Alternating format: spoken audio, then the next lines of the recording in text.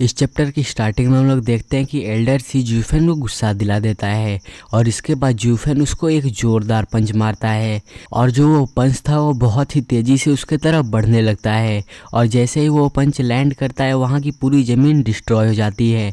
और उन बुड्ढों का रिएक्शन देखो, वो लोग सोच रहे थे कि ये इथेरियल स्टेज के एक्सपर्ट को भी आसानी से मार सकता है। और जूफेन का पंच लैंड होने के बाद वहाँ पर धुआं धुआं हो जाता है और जूफेन की पावर्स को देखकर सिक्स्थ प्रिंस सोचता है सच में जो ये डबल ड्रैगन मैनर में अपना रेपुटेशन बनाए हैं ये सच में रियल है, अनक्राउंड किंग। और जूफेन भी सिक्स्थ प्रिंस से बोलता है अब जल्दी करो और मुझे क्राउन प्रिंस के पास ले चलो, मुझे उम्मीद है कि जो मैं ढूंढ रहा हूँ मुझे वहाँ पर मिल जाएगा। तो सिक्स्थ प्रिंस बोलता है ठीक है। और वो नॉर्मल रेडिएंट स्टेज के बुढ़े सोचते हैं होली हेल, जैसा कि प्रिंस ने कहा था ये सच में बहुत ही ज़्यादा स्ट्रांग है, यहाँ तक कि इसने एक इथेरियल स्टेज के एक्सपर्ट को एक ही पंच में ख़त्म कर दिया। थैंक गॉड पहले हमने इससे लड़ाई नहीं की, नहीं तो ये हमें भी मार देता।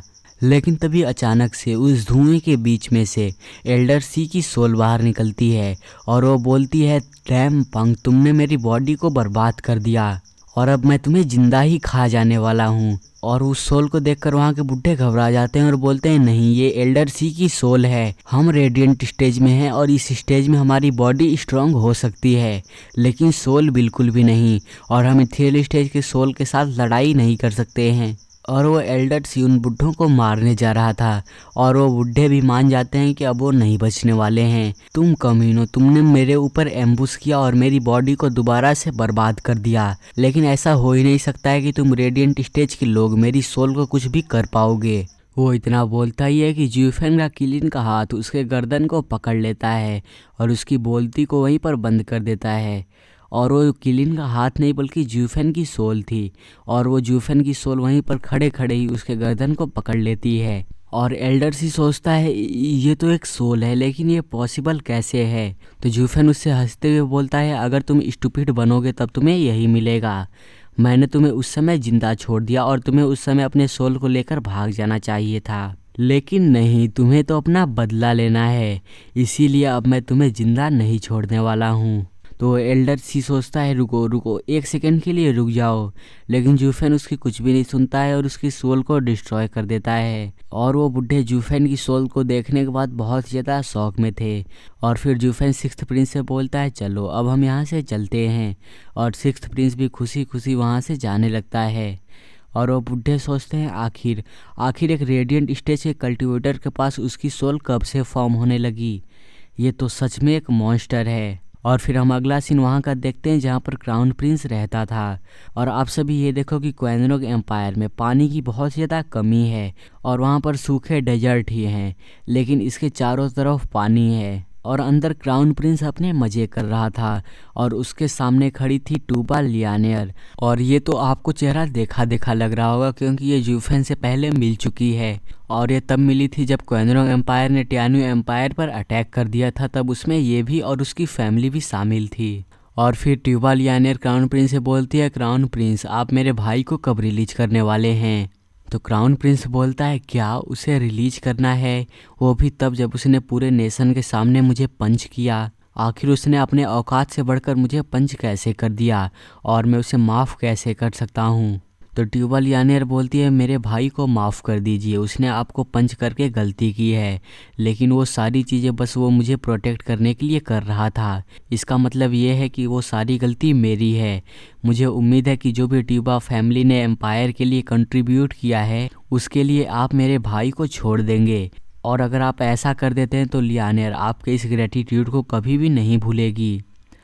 तो क्राउन प्रिंस बोलता है क्या कभी भी नहीं, मुझे वो सारी चीज़ें नहीं चाहिए, बस तुम अपनी पूरी ज़िंदगी भर मेरी सेवा करो। और वो इतना बोलकर पागलों के जैसे लियानेर की तरफ बढ़ने लगता है, लेकिन लियानेर उसे डॉज करके उससे दूर हो जाती है और बोलती है नहीं नहीं नहीं योर हाइनेस। तो क्राउन प्रिंस बोलता है ट्यूबा लियानेर मेरे सामने इतना इनोसेंट बनने की एक्टिंग बंद करो, इसके लिए ग्रेटफुल रहो कि मेरे पास समय है जो कि मैं तुम्हारे ऊपर वेस्ट कर रहा हूँ। ट्यूबा फैमिली एक बहुत ज़्यादा लंबे समय से ग्रेट फैमिली रही है, लेकिन वो सिर्फ वार के पहले तक था। वार के बाद जब तुम हार गए तब एम्पायर को बहुत ज़्यादा हैवी कॉस्ट पे करना पड़ा और इस समय तुम सभी क्रिमिनल्स हो। और इम्पेरियल फादर उस ओल्ड ट्यूबा टाइसन को मारना नहीं चाहते थे, इसीलिए उन्होंने कैप्टन ऑफ गार्ड्स में उसे डिमोट कर दिया। और यही ग्रेटिट्यूड इनफ है जो कि उसने सर्विस प्रोवाइड की है। और ये सारी चीज़ें इसलिए पॉसिबल हो पाई हैं क्योंकि मैंने उनसे बहुत ज़्यादा रिक्वेस्ट किया था। और तुम्हें क्या लग रहा है, अगर मैंने रिक्वेस्ट नहीं किया होता तो तुम सभी का क्या होता? तुम सभी के फैमिली के चीज़ों को डिस्ट्रॉय कर दिया जाता और तुम्हें एग्जीक्यूट कर दिया जाता, मतलब कि मरवा दिया जाता। और जब मैंने इतनी सारी चीज़ें की हैं तब अब तुम क्या कर रही हो? मैंने यहाँ तक कि तुम्हारे बाप से तुम्हारा हाथ भी मांगा था, लेकिन उस ओल्ड ट्यूबा टाइसन ने उसे भी रिजेक्ट कर दिया। लेकिन एक दिन वो मुझसे मिलने के लिए आया, तब मुझे लगा कि उसने अपना माइंड चेंज कर दिया है, लेकिन वो सिर्फ मुझसे मदद मांगने के लिए आया था। और इतना बोलकर क्राउन प्रिंस धीरे धीरे आगे भी बढ़ रहा था। और फिर क्राउन प्रिंस आगे बोलता है, एल्डर सी ने अपनी नज़रें कब से तुम पर बना कर रखी है, वो भी तब से जब से टियानो एम्पायर से हमारा वार शुरू हुआ है। और उसकी बॉडी को उस वार में डिस्ट्रॉय कर दिया गया था, लेकिन उसकी सोल जिंदा बच गई। और अब वो मेरे नाम का यूज करके अपने उन सारे डिजायर्स को पूरा करना चाहता है। और तुम मेरी फ्यूचर की कॉन्कूबाइन हो। और अगर कोई तुम्हें ऐसा टच करे जो कि सेक्ट से बाहर कर दिया गया हो, यहाँ तक कि वो इथेरियल स्टेज का भी एक्सपर्ट हो, तब भी उसे पे करना होगा। और जब तक तुम मेरी रहोगी तब तक मैं तुम्हें हमेशा शील्ड बनकर प्रोटेक्ट करता रहूँगा। और वो ओल्ड बुढ़े तुम्हें कभी भी टच नहीं कर पाएंगे। लेकिन तुम्हें यही नहीं पता है कि कब तुम्हें गिव अप करना है। बस तुम हमेशा से हमारी शादी को डेट को आगे बढ़ाते जा रही हो, यहाँ तक कि ऐसे करते करते 8 साल बीत चुके हैं। और क्या तुम मुझे कोई पागल समझ रही हो कि जो भी तुम कुछ बोलोगी मैं मान लूँगा? एक तरफ तुम बोल रही हो कि तुम मेरी हो और वहीं दूसरी तरफ तुम शादी की डेट को बढ़ाती जा रही हो। तो ट्यूबा लियानियर बोलती है, योर हाइनेस मुझे माफ़ कर दीजिए। तो क्राउन प्रिंस बोलता है, मुझे माफ़ी नहीं चाहिए। लेकिन ट्यूबा लियानियर क्राउन प्रिंस पर अटैक कर देती है और बहुत ही ज़्यादा उसको दूर फेंक देती है। और क्राउन प्रिंस वहाँ की जाके वॉल से टकराता है और वो जख्मी हो जाता है और बोलता है, तुम तो ट्यूबा लियानियर बोलती है, योर हाइनेस मेरा ये मतलब नहीं था, मैंने जानकर अटैक नहीं किया है। तो क्राउन प्रिंस बोलता है, तुम राइटफुली मेरी क्राउन प्रिंसेस हो और तुम उन सभी वुमेन के बहुत ज़्यादा ऊपर हो। लेकिन तुम 8 सालों से हमारे मैरिज को डेट को टालते आई हो। और यहाँ तक कि आज तक मैंने तुम्हारा हाथ भी नहीं पकड़ा है। और जब भी मैं क्लोजर आने की कोशिश करता था तब तुम्हारे ब्रदर ने मुझे पंच किया। और आज तुमने ये कर दिया।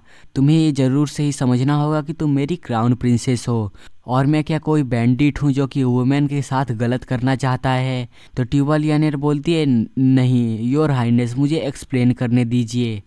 तो क्राउन प्रिंसेस बोलता है, शांत रहो, गार्ड्स जल्दी से ट्यूबा लुई फेंग को यहाँ पर लाओ। और ट्यूबा लुई फेंग इसका भाई है। और फिर वहाँ पर ट्यूबा लुई फेंग आता है जिसका कि मार कर बुरा हालत कर दिया गया था और वो बहुत ज़्यादा जख्मी भी था। और यहीं से चैप्टर एंड हो जाता है। और मैं इतने दिनों से वीडियोस इसलिए अपलोड नहीं कर रहा था क्योंकि मेरे चैनल पर एक स्ट्राइक आ गया था। और अब से मैं डेली वीडियोस को कंटिन्यू करूँगा। और अगर आप लोगों को ये चैप्टर अच्छा लगा तो इस चैनल को सब्सक्राइब करके इस वीडियो को लाइक कर देना। और मुझे कमेंट में ज़रूर बताना कि आज का एपिसोड कैसा लगा।